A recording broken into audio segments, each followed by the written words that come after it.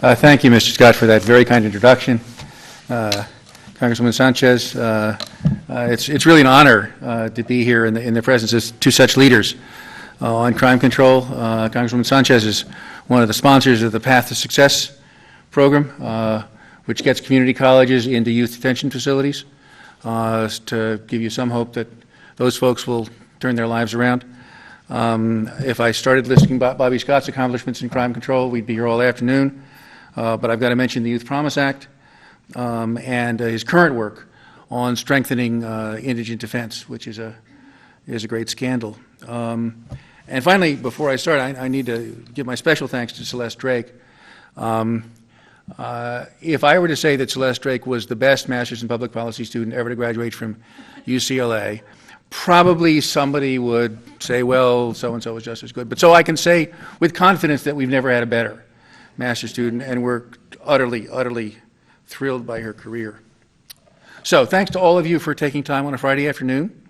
I come here today because I'm worried and excited.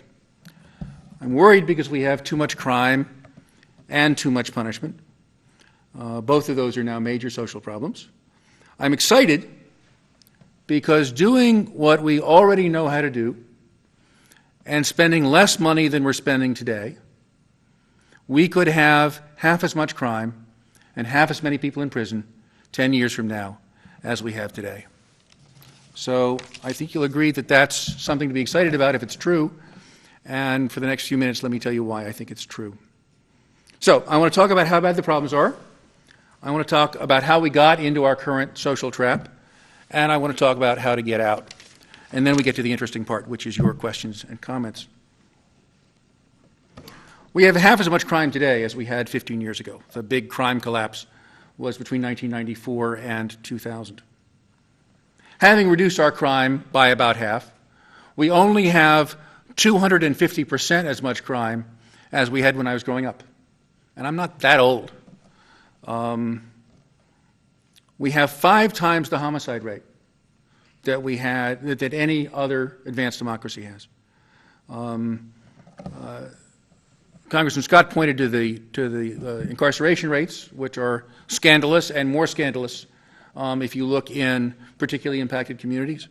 The same thing is true of the crime rate. Homicide is the leading cause of death for young men in some neighborhoods in this city and every major city around the country. Those are almost invariably African American and Latino communities.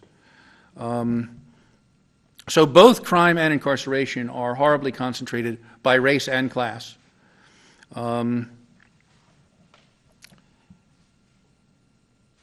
Everybody pays the cost of crime in ways they're not aware of. Because we're now used to doing things to avoid victimization that we didn't used to be used to doing.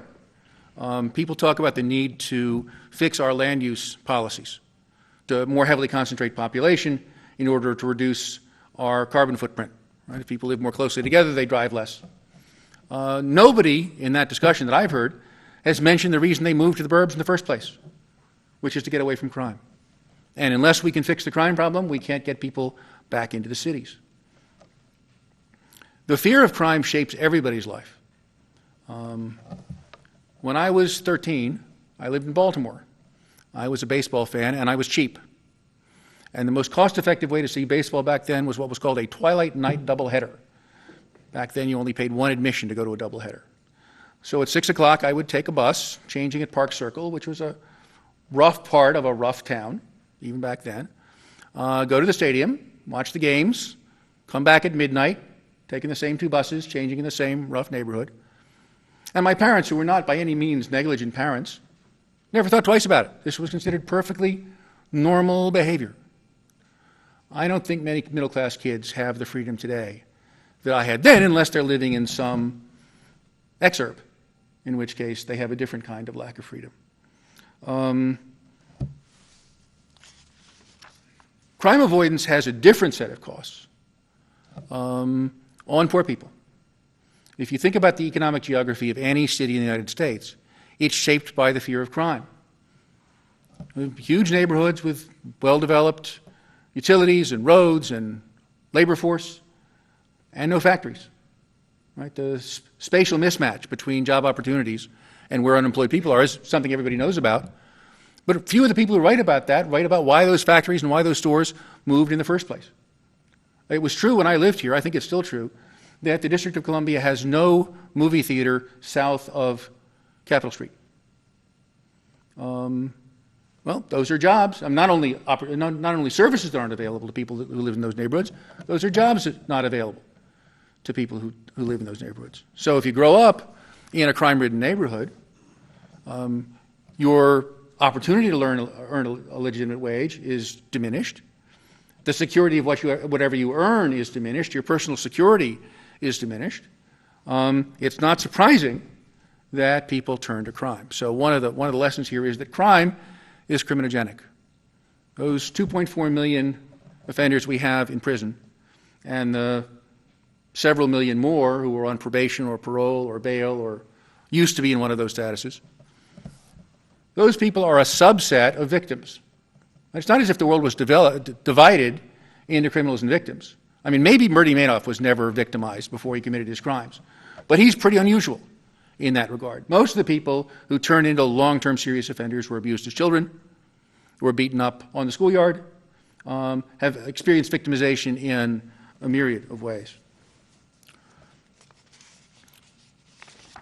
As with crime, with prison, we have an enormous disproportion by race.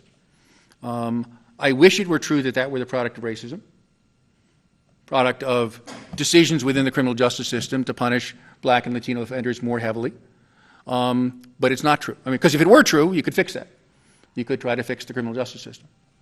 But if you actually look at the numbers both about perpetration of crime and about victimization, since almost all crime is committed within rather than across race and class lines, you'll discover the disproportion in prison is roughly the disproportion in the offending rate. Right? So if you look at the African American proportion in prison and the African American proportion of homicide victims, it's the same number. So some of my friends have been portraying the racial disproportion in prison problem as a melodrama with a victim and a villain. And I want to say, no, it's a tragedy. Not at all clear to me that you'd make the average African American community better off by releasing back into it all of the offenders who are now in prison. They're mostly not there for nothing. As my friend James Q. Wilson says, prison today is pretty much a lifetime achievement award.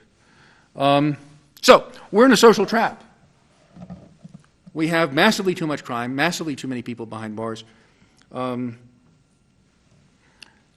Congressman Scott said we can't solve this problem with sound bites, but let me offer a couple of sound bites that may help clarify. Bill Stuntz at Harvard Law School did a calculation. Took the African American prison population and the African American total population and divided. So you get prisoners per capita. That number is higher than the number you got if you did that for the Soviet population in 1952 in the land of the free. I submit to you that this is not okay. The current level of incarceration is not sustainable, is not tolerable. So, how do we get out of that trap if we also think that crime is a real problem, and a real problem for precisely the communities that are also victimized by incarceration? The answer has to be to get more bang for our punishment buck, to make every cell day do the maximum amount of deterrent and incapacitative work. That is to say, not having three strikes laws. We have to learn how to punish people and control their behavior while not paying their room and board bill, without locking them up. And we also have to take advantage of the many opportunities to do crime control without enforcement. It's not true that randomly increasing social services spending would have a big impact on crime. It is true that virtually every social service agency could make a large crime control contribution if it were focused in that direction. And I'll try to give some examples.